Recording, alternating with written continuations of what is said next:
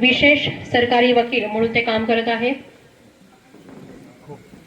15 कथासंग्रह, कादंबरी लेखन त्यांचं प्रकाशित झालेलं आहे.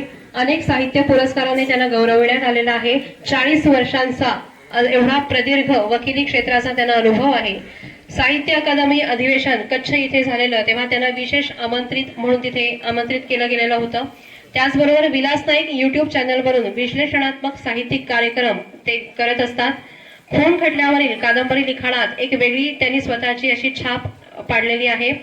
विविध विषयावर व्याख्याने दिलेली आहेत. एक ना धड, कळत न कळत, जीवन सुगंध, मनमंदिर, गाव तसं चांगलं, नाव नसलेले गाव, सहज सुचले म्हणून, करुणा, आंबेचा पूल, शब्बे बारात, बेनिकोट ऑफ डाऊट, सुपारी नाईट, 12 गावच्या 12 जणी, प्रेम दिवाणी अशी अनेक पुस्तकं त्यांची प्रसिद्ध झालेली आहेत. यांचा सत्कार व्यासपीठावरील मान्यवरांनी करावा अशी मी त्यांना विनंती करते आणि त्यांच्या सन्मानपत्राचं वाचन करतील सुजाता मॅडम.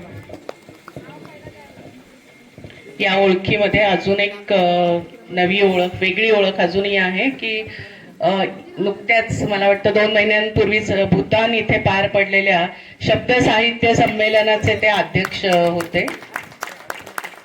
कोकण मराठी साहित्य परिषद शाखा अलिबाग आणि VG पाटील एज्युकेशनल फाउंडेशन खिडकी अलिबाग यांच्या संयुक्त विद्यमाने स्वर्गीय प्राध्यापक डॉक्टर गंगाधर पाटील स्मृती दिनाचे औचित्य साधून प्रतिभावंत साहित्यिकांचा सत्कार करत असताना आदरणीय ॲडव्होकेट विलास नाईक यांना आपण हे सन्मानपत्र देतो आहोत आणि त्यांना स्वर्गीय प्राध्यापक डॉक्टर गंगाधर पाटील स्मृती साहित्य पुरस्कार प्रदान करतो आहोत.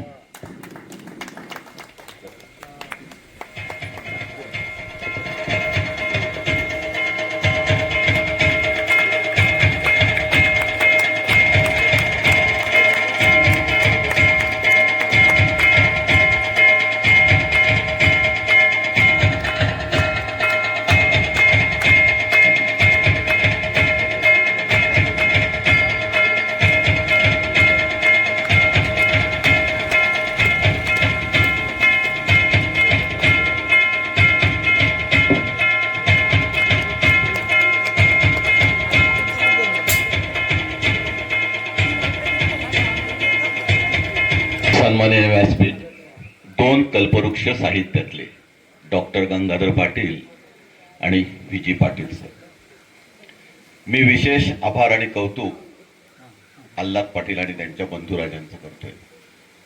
कौतुक एवढ्यासाठी की या व्यासपीठाच्या कल्पकतेसाठी. 2 कल्पवृक्ष व्यासपीठावरही आहेत. श्रीवृक्ष आहे आणि त्याच्या छत्रछायामध्ये आणखी 2 बहरलेले झाडं आहेत. कदाचित हे प्रतिकात्मक असावं. आल्हाद पाटील आणि त्यांच्या बंधुराजांच्या नावाप्रमाणे ते सुद्धा बहरतायत, बहरू दे. लिहित गेलो, लिहिण्याची आवड वाढत गेली, लोकांना ते आवडत गेलं.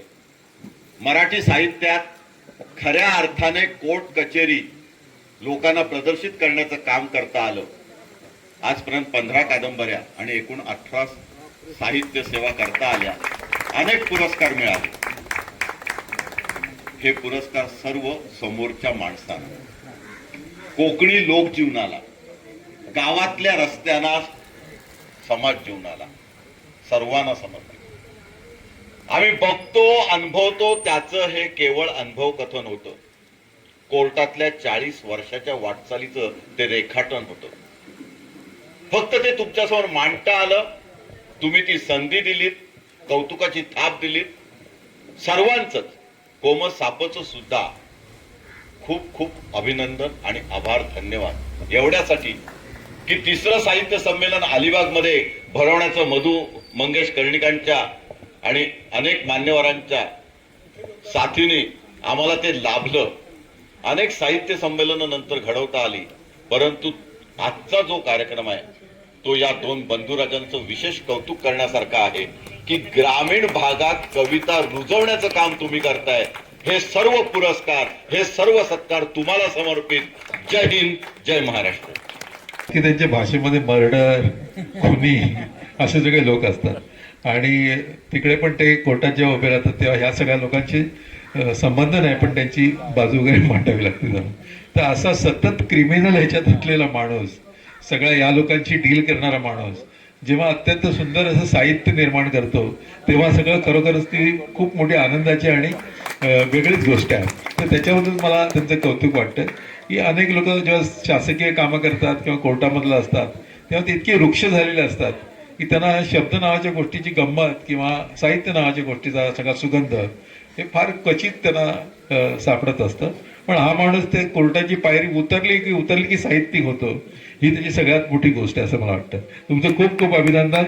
आणि आता यापुढे इकडे जाहीर करायला हरकत नाही की आम्ही दोघे मिळून एक कोकणची साहित्य यात्रा असं एक कार्यक्रम सुरू करतो आहोत. त्यात आता संजीवन पण असेल साहित्यिक म्हणून. पण अशी एक आयडिया आहे की सगळे कोकणातले जे साहित्यिक आहेत यांची ओळख जगाला व्हावी. अगदी आमच्या गागोदेच्या विनोबा भावेंपासून, साने गुरुजींपासून शेवटी अगदी वि. स. खांडेकर शिरोड्याचे, असे सगळे जे साहित्यिक आहेत, त्यात करंदीकर आहेत, पाडगावकर आहेत, आरती प्रभू आहेत आणि श्री नापेंड, सगळ्यांचा एक असा धागा असं एक करायचं चाललेलं. आणि त्यामुळे जसं हा कार्यक्रम कोकणात आपण करतो आहोत, म्हणजे या कार्यक्रमाचं वैशिष्ट्य असं आहे की बघाशी आल्याला संजीवनशी बोललो की एरवी असं सभागृहामधलं कार्यक्रम असलं की जरा बोरिंग वाटतं खूप. इथे आजूबाजूला झाडांच्या सगळ्या हिरव्यागर्द अशा बॅकग्राऊंडवर हा सगळा कार्यक्रम होतो, याचा एक वेगळा आनंद आहे. म्हणजे आम्हाला तरी बघताना छान वाटतं की सगळं हिरवगार आजूबाजूला आहे. तर असा हा कार्यक्रम आणि मग त्यात कोकण नावाची गोष्ट रुजणं, कोकणचं साहित्य रुजणं किंवा असे सगळे लेखक मिळणं ही खूप मोठी गोष्ट आहे. तर अल्लाचं अभिनंदन, पण आमच्या ॲडव्होकेट साहेबांचं खूप खूप अभिनंदन. क्षत्रिय समाजाचे जे कार्यक्रम होतात त्यात योगायोगानं मी पण जातो, म्हात्रे आडनाव असल्यामुळे तिकडे पण घुसतो मी. तर त्याच्यामुळे तिकडचे आपण सगळे लोक, वर्तक वगैरे कंपनी आमच्या ओळखीची आहेत आणि त्याच्यामुळे सुद्धा संपर्क असतो वगैरे. आणि मला ह्यांच्यामुळेच कळतं की साहित्यिक म्हटलं की आपण एका जातीला नाही बांधून ठेवू शकत स्वतःला, सगळीकडे आपल्याला जावं लागतं. तर सगळ्या बाकीच्या आगरी अशा वातावरणामध्ये हा क्षत्रिय समाजाचा माणूस असा मिसळून गेलेला आहे की यांना विचारावं लागत असेल की तुमची नक्की जात कुठली आहे. खूप खूप अभिनंदन, एकदा जोरदार टाळ्या होत्या त्यांच्यासाठी.